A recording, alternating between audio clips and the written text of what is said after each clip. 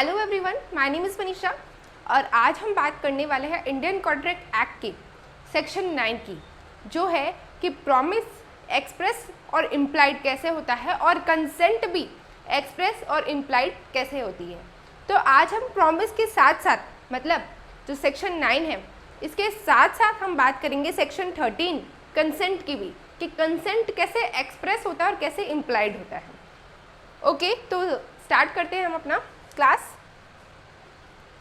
तो प्रॉमिस बात करिए, प्रॉमिस की किस में बात करिए? सेक्शन 2B में।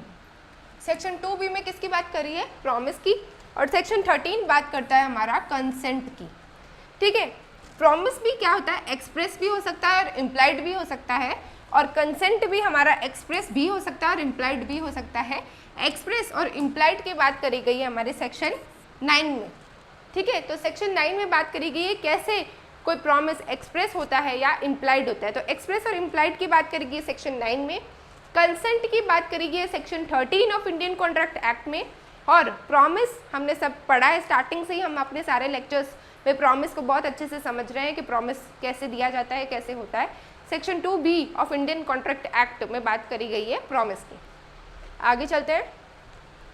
तो इंडियन कॉन्ट्रैक्ट एक्ट के अकॉर्डिंग जो प्रॉमिस है वो क्या, एक फंडामेंटल कंसेप्ट है किसी भी कॉन्ट्रैक्ट की फॉर्मेशन का। Promise is a fundamental concept in the formation of contract. A promise is an assurance or commitment made by one party to another indicating their intention to perform a specific act or refrain from doing something. तो promise क्या है? Promise एक assurance है, एक commitment है। ठीक है, किसी भी एक्ट को परफॉर्म करने का एक अश्योरेंस है कि या हाँ मैं ये एक्ट परफॉर्म करूँगा। तो ये अश्योरेंस एक कमिटमेंट है कि मैं ये परफॉर्म करूँगा। मैं ये ऑफर देता हूँ, ऑफर दे रहा हूँ मतलब मैं तो ये परफॉर्म करूँगा। ठीक है, तो ये कमिटमेंट है जो एक पार्टी क्या करती है, दूसरे पार्टी को देती है। ठीक है, ये क्या इंटेंशन अपना बताता है, वो क्या, ये क्या इंडिकेट करता है, अपना इंटेंशन इंडिकेट करता है कि ये इसको ऑफर दे रहा है, मतलब इसका इंटेंशन क्या है, उस एक्ट को, उस काम को करने का इस पर्सन का इंटेंशन है, इसलिए ये क्या कर रहा है, प्रॉमिस कर रहा है एक पर्सन से दूसरे पर्सन को। ठीक है, किसी भी स्पेसिफिक एक्ट का। Promise can be classified as their express और इम्प्लाइड। प्रॉमिस मैंने आपको बताया एक्सप्रेस भी हो सकता है, इम्प्लाइड भी हो सकता है। आगे हम बात करेंगे कि एक्सप्रेस और इम्प्लाइड होता क्या है। कंसेंट क्या होता है? कंसेंट भी एक क्रूशियल एलिमेंट है इन the formation of a valid contract. किसी भी वैलिड कॉन्ट्रैक्ट के अंदर कंसेंट होना बहुत ज़रूरी है। ठीक है, बिना कंसेंट के कोई कॉन्ट्रैक्ट बन सकता है? नहीं। तो ये बहुत ही क्रूशियल रोल प्ले करता है किसी भी कॉन्ट्रैक्ट की फॉर्मेशन में, कॉन्ट्रैक्ट के बनने में ये बहुत एक इंपॉर्टेंट रोल प्ले करता है। क्या? Consent. Consent refers to an agreement between the parties involve and it can be express and implied. Consent मतलब कि जो एग्रीमेंट बनता है दोनों पार्टीज के बीच में, ऑफर और एक्सेप्टेंस होता है, प्लस उसमें कंसिडरेशन आता है।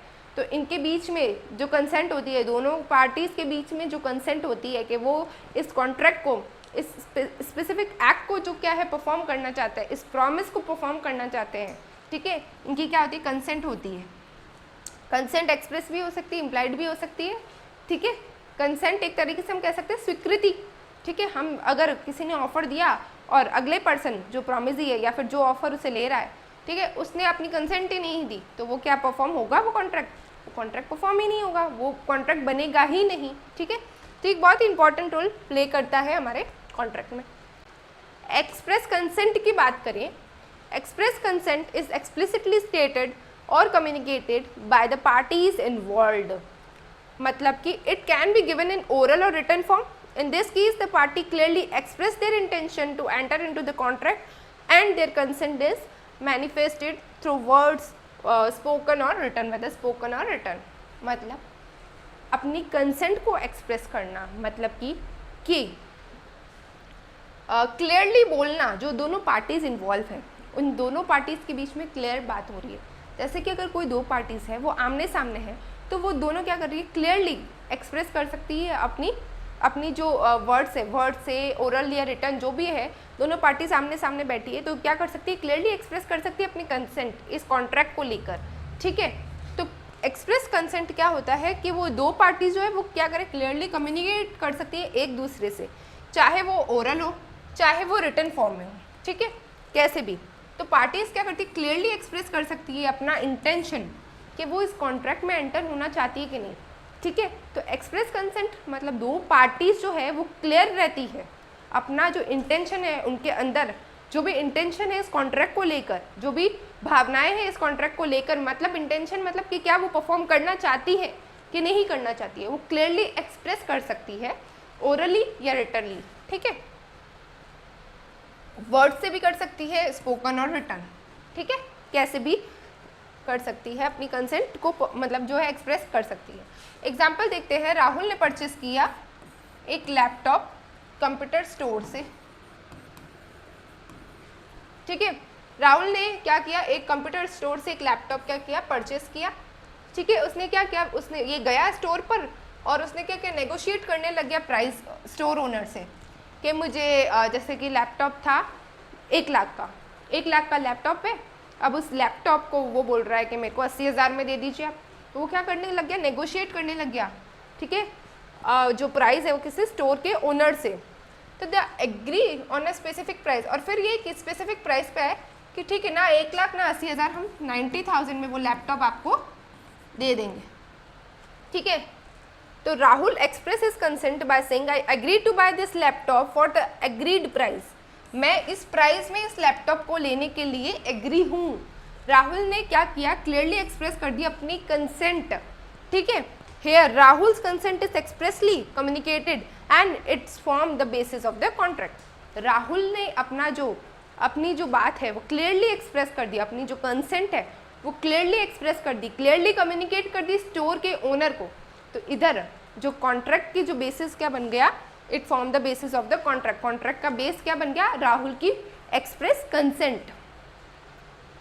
देन बात करते हैं एक्सप्रेस प्रॉमिस की। एक्सप्रेस प्रॉमिस क्या होता है, and express promise is explicitly stated by the party making it, ठीक है। तो जैसे हम अपनी कंसेंट को एक्सप्रेस कर सकते हैं, हम अपने प्रॉमिस को भी तो एक्सप्रेस कर सकते हैं ना, ठीक है। It is communicated through words whether spoken or written and the terms conditions of the promise are clearly defined.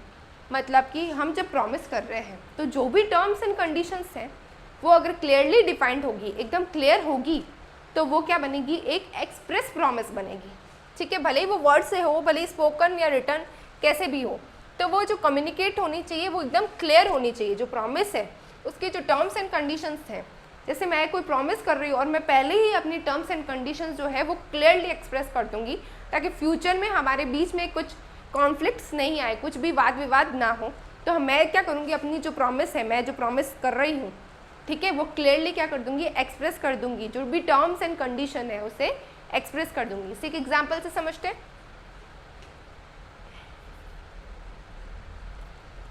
जैसे कि प्रिया है, प्रिया ने क्या किया, सेल करी कार रवि को। प्रिया ने कार सेल करी रवि को, ठीक है, कार बेची रवि को, ठीक है। और ये explicitly stated I promise to sell my car to you of ₹5 lakh, ठीक है। In this case Priya's promise to sell his her car at the stated price is an express promise. Priya ने क्लियरली बोल दिया कि मैं मेरी कार जो है रवि को बेच रही हूँ 5 लाख रुपए में। प्रिया ने क्लियरली एक्सप्रेस कर दी अपनी टर्म्स एंड कंडीशन के मैं कार बेच रही हूँ 5 लाख में, ठीक है। तो इसे क्या कहेंगे, एक्सप्रेस प्रॉमिस कहेंगे। The terms of promise are clearly communicated. जो टर्म्स है प्रॉमिस की वो क्या है, क्लियरली कम्युनिकेट हो चुकी है दोनों के बीच में कि इस प्राइस में ये कार क्या हो रही है, सेल आउट हो रही है। तो इसे क्या कहेंगे हम, एक्सप्रेस प्रॉमिस। एक्सप्रेस प्रॉमिस और एक्सप्रेस कंसेंट हमने समझा है। अब हम आगे बात करेंगे इम्प्लाइड कंसेंट की। इम्प्लाइड कंसेंट क्या होता है, implied consent is inferred from the conduct or action of the parties involved, ठीक है। तो इम्प्लाइड कंसेंट क्या होता है, जो भी कंडक्ट होता है, जो भी एक्शन होता है, उसके हिसाब से ये क्या मानी जाती है, कंसेंट मानी जाती है दोनों पार्टीज की। It is not explicitly stated but can be reasonably assumed based on the circumstances surrounding the transaction. Implied consent is determined by the objective intention of the parties involved. अब बात करते हैं implied consent क्या है। Implied consent क्या है, जिसमें दोनों पार्टीज जो है वो अपने सर्कमटेंसेस के अकॉर्डिंग उन ट्रांजैक्शंस को करता है। मतलब कि जो एक्ट है जो परफॉर्म हो रहा है वो हमारे जो सर्कमटेंसेस है, जो अभी सिचुएशन हमारे आसपास बनी हुई है उसके हिसाब से हम उस एक्ट को क्या कर रहे हैं, परफॉर्म कर रहे हैं, तो वो मानी जाएगी एक इम्प्लाइड कंसेंट। जैसे कि Carlill versus carbolic smoke ball company में भी क्या था कि एक न्यूज़पेपर में एडवर्टीजमेंट आया, उसने अपनी टर्म्स एंड कंडीशंस डाल दी और बिना कम्युनिकेशन ऑफ एक्सेप्टेंस के ही उसने क्या किया, उस एक्ट को परफॉर्म किया। उस एक्ट को परफॉर्म किया मतलब कि उसकी कंसेंट थी इस एक्ट को करने की, ठीक है। तभी उसने क्या किया, जितने भी डायरेक्शंस है, जितने भी इंस्ट्रक्शन थे, उन सबको मान के उस एक्ट को क्या कर रही थी, परफॉर्म कर रही थी। इसे एक एग्जांपल से समझते हैं। मतलब इम्प्लाइड कंसेंट में क्या होता है, ऑब्जेक्टिव क्या होता है, intention of the parties involve, दोनों पार्टीज का इंटेंशन इन्वॉल्व होता है इसमें, ठीक है। और जो है ये क्लियरली क्या होता है, मतलब जो सर्कमटेंसेस है जो भी है उनके बेसिस पे ये क्या होती है, कंसेंट होती है।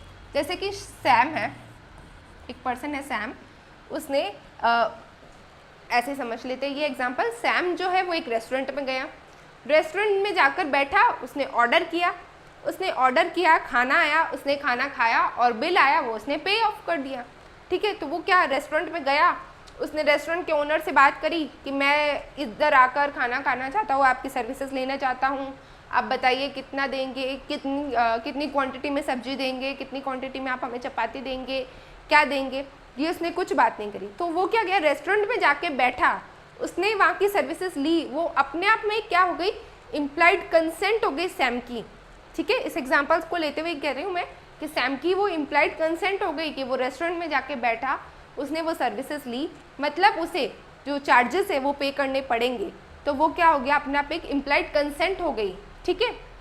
एक बार इसे पढ़ते हैं हम। Sam enters a restaurant, sit at a table, table पे बैठा, ऑर्डर किया food from the menu, the waiter brings the food, the Sam consumes it without objecting to it quality और context. In this scenario, Sam's conduct implied his consent to pay for the food he consumed, even though he did not explicitly state it.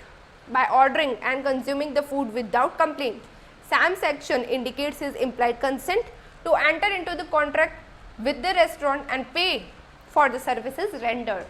ठीक है, तो Sam वहाँ पे गया, वहाँ पे बैठा, उसने वो सर्विसेज ली और पेमेंट करा उसका, ठीक है। तो अपने आप में जब सैम वहाँ पे जाके बैठा, उसने जब मेन्यू से ऑर्डर कर दिया था, तो वो सैम की इम्प्लाइड कंसेंट हो गई कि वो इस सर्विस को क्या करना चाहता है, रेंडर करना चाहता है, इस सर्विस को लेना चाहता है, ठीक है। तो ये क्या हो गया हमारा इम्प्लाइड कंसेंट। अब इम्प्लाइड प्रॉमिस क्या होता है, ठीक है। An implied promise is not explicitly stated but can be inferred from the circumstances and conduct of the parties involved. It is based on the reasonable expectations that arise from the nature of the relationship or the action of the parties. ठीक है, तो जो implied promise होता है वो दोनों parties के nature के हिसाब से, दोनों पार्टीज के नेचर के हिसाब से अराइज होती है, ठीक है। दोनों पार्टीज के रिलेशन और एक्शंस के हिसाब से क्या होती है, अराइज होती है। एग्जाम्पल से ही हम इसको समझते हैं। सपोज करो रीना हायर्स मोहन, समझते हैं, रीना ने क्या किया, मोहन को हायर किया कि वो उसका जो उसके घर में क्या हो रहा है, लीकेज हो रहा है, वो उसको सही करेगा, ठीक है। तो रीना ने क्या किया, मोहन को हायर किया। तो जब उसने मोहन को हायर किया तब मोहन ने कहा आप मुझे कितना पेमेंट करेंगे, क्या काम है बताइए, काम कैसा कैसा होगा बताइए। रीना ने उससे सब टर्म्स एंड कंडीशन थोड़ी पूछी थी। मोहन ने जितना काम किया उस हिसाब से रीना ने क्या कर दिया, पेमेंट कर दिया, उसकी सर्विसेज को पे ऑफ कर दिया, ठीक है। तो जब रीना ने क्या किया, हायर कर दिया था मोहन को to repair her leaking roof को रिपेयर करने के लिए, ठीक है। तो उस समय ही क्या हो गया था, एक इम्प्लाइड प्रॉमिस हो गया था कि उसने मोहन को हायर किया है, मतलब वो उससे क्या करेगी, पे ऑफ करेगी उसका काम कंप्लीट करने में। ये इम्प्लाइड प्रॉमिस हो गया था पहले ही, जब उसने हायर किया था तभी ये पता चल गया था, ये इम्प्लाइड प्रॉमिस हो गया था कि जो भी वो सर्विस देगा, जैसे उसने रूफ सही करी, उसने छत को सही किया, छत के लीकेज का सही किया, तो मतलब जो है रीना को क्या देना पड़ेगा, मोहन को क्या अपनी सर्विसेज जो वो दे रहा है, जो वो उसको सही कर रहा है, उसके क्या करने पड़ेंगे, पैसे देने पड़ेंगे। पढ़ते हैं इसको। Reena hires Mohan to repair her leaking roof को सही करने के लिए रीना ने मोहन को हायर किया। मोहन ने क्या किया, परफॉर्म किया, द रिपेयर वर्क को परफॉर्म करके presents Reena with N invoice, और उसे इनवॉइस नोट दे दिया कि इतना मटेरियल यूज हुआ है, इतना मेरा लेबर लगा है, ठीक है। रीना ने बिना किसी ऑब्जेक्शन के उस एक्सेप्ट कर लिया, उस इनवॉइस को, बिल को एक्सेप्ट कर लिया और क्या किया, पेमेंट दे दिया, make the payment. In this scenario an implied promise exist between Reena and Mohan. Reena और मोहन के बीच में एक इम्प्लाइड प्रॉमिस था, उसने उसको हायर किया है, मतलब उसके जो भी चार्जेस लगेंगे रीना वो पे ऑफ करेगी। Reena accepts of the invoice and payment implied her promise to pay for the services rendered by Mohan, ठीक है। जो भी मोहन से वो सर्विस ले रही है वो उसे रीना क्या करेगी, पे ऑफ करेगी। जब रीना ने मोहन को हायर करा था उस समय ही उनके बीच में एक इम्प्लाइड क्या हो गया था, प्रॉमिस जनरेट हो गया था। I thought the promise was not explicitly stated, it can be reasonably inferred from the conduct and action of the parties involved। जो प्रॉमिस है वो कुछ स्टेट नहीं था, जो क्लियरली स्टेटेड नहीं था, लेकिन ये बिल्कुल क्लियर था, ये बिल्कुल रीजनेबल था कि रीना ने जो मोहन को हायर किया है और लीकेज, जो रूफ का लीकेज है उसको रिपेयर करने के लिए, मतलब उसका जो भी चार्जेस होगा वो रीना पे ऑफ करेगी, ठीक है।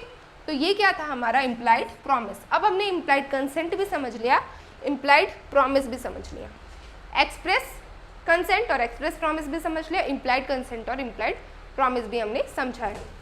अब it is important to note that both express and implied promise are legally binding. जो भी एक्सप्रेस और इम्प्लाइड प्रॉमिस होता है वो लीगली क्या होता है, बाइंडिंग होता है दोनों पार्टीज पे, ठीक है। और both express and implied consent are equally valid. Promise दोनों पार्टीज पे, अगर उसने कुछ एक्सप्रेस और इम्प्लाइड अगर प्रॉमिस किया है तो दोनों पार्टीज पे वो क्या करेगा, लीगली बाइंडिंग डालेगा। और अगर एक्सप्रेस और इम्प्लाइड कंसेंट है तो वो वैलिड कहलाएगी, ठीक है, वैलिड कहलाएगी और इन्फोर्स होगी under the Indian contract act, ठीक है। अदर एसेंशियल जो रिक्वायरमेंट्स होगी कॉन्ट्रैक्ट फॉर्मेशन की, जैसे कि lawful object, lawful consideration, capacity of the parties involve, ये सब भी क्या होगी, कॉन्ट्रैक्ट के अंदर प्रेजेंट होगी। तो ये था हमारा सेक्शन 9, ये था हमारा सेक्शन 9 के एक्सप्रेस और इम्प्लाइड जो प्रॉमिस और कंसेंट है वो क्या होती है, ठीक है। See you in the next class, thank you.